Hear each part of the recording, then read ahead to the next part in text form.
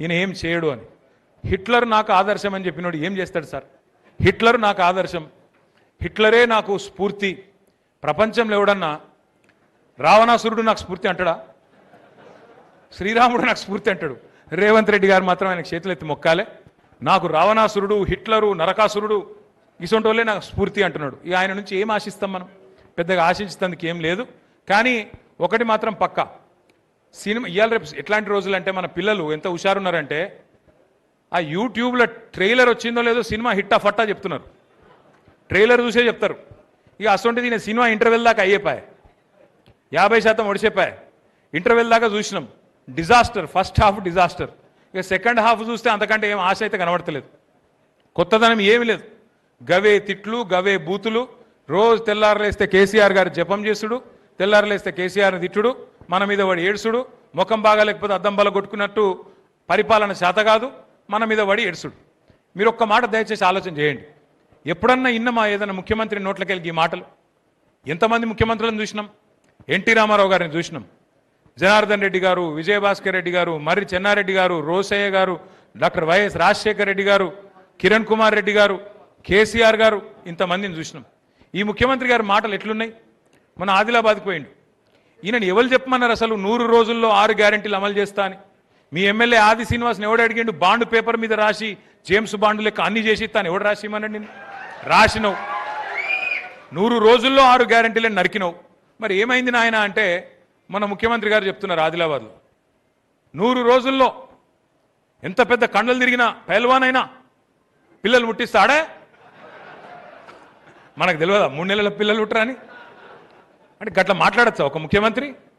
నేను అడుగుతున్నా రేవంత్ రెడ్డి గారిని, 3 నెలల పిల్లలు పుట్టరా మాకు కూడా ఎరికే, కానీ 30 నెలలు పుట్టకపోతే నిన్నేమనాలి మరి?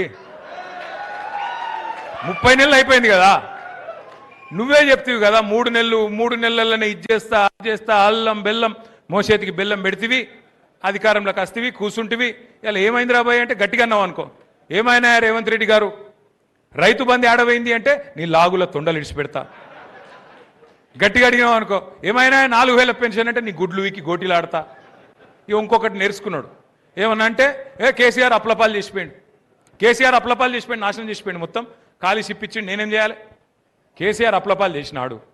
కేసీఆర్ అప్లపాలు చేసిండే అనుకుందాం. సరే నువ్వు చెప్పింది ఒక్క నిమిషం, నువ్వు చెప్పేది అన్ని లంగ మాటలు అవద్దాలే కానీ ఒక్క నిమిషం నిజమే అనుకుందాం. మరి ఏం చేసిండు కేసీఆర్ అప్లపాలు చేసి? కేసీఆర్ అప్పు చేస్తే 200 పెన్షన్ను 2000 రూపాయలు చేసిండు. కేసీఆర్ అప్పు చేస్తే 70 లక్షల మంది రైతుల ఖాతాల్లో 73,000 కోట్ల రూపాయలు వేసిండు. కేసీఆర్ అప్పు చేస్తే రాజన్న సిరిసిల్లను జిల్లా చేసిండు, జిల్లాకు ఒక మెడికల్ కాలేజీ పెట్టిండు, జిల్లాకు ఒక నర్సింగ్ కాలేజీ పెట్టిండు, జిల్లాకు ఒక ఇంజనీరింగ్ కాలేజీ పెట్టిండు. కేసీఆర్ అప్పు చేసిండు. చేసి ఏం చేసిండు? 15 లక్షల మంది ఆడపిల్లలకు పెళ్లిళ్ళు చేసిండు. కేసీఆర్ కళ్యాణ లక్ష్మి పేరు పెట్టి అద్భుతమైన కార్యక్రమం చేసిండు. కేసీఆర్ అప్పు చేసిండు. 1000 గురుకుల పాఠశాలలు పెట్టిండు. కేసీఆర్ అప్పు చేసిండు. కాళేశ్వరం లాంటి ప్రాజెక్టు కట్టిండు, కరీంనగర్ కరువు తీర్చిండు, మా సిరిసిల్ల వేములవాడకు నీళ్లు తెచ్చిండు, గోదావరి నీళ్లు తెచ్చిండు. నువ్వేం చేసినావు మరి? 2.5 ఏళ్ళ ఏం చేసినావు? 4 లక్షల కోట్ల అప్పు చేసినావు. 4 లక్షల కోట్ల అప్పు. పోనీ 4 లక్షల కోట్ల అప్పు చేసినావు. నువ్వు చేసిన ఒక మంచి పని చెప్పు. 4000 పెన్షన్ ఇచ్చినవా? మహిళలకు 2500 వాళ్ళకి ఇచ్చినవా? తులం బంగారం ఇచ్చినవా? 5 లక్షల విద్యా భరోసా కార్డు అన్న ఇచ్చినవా?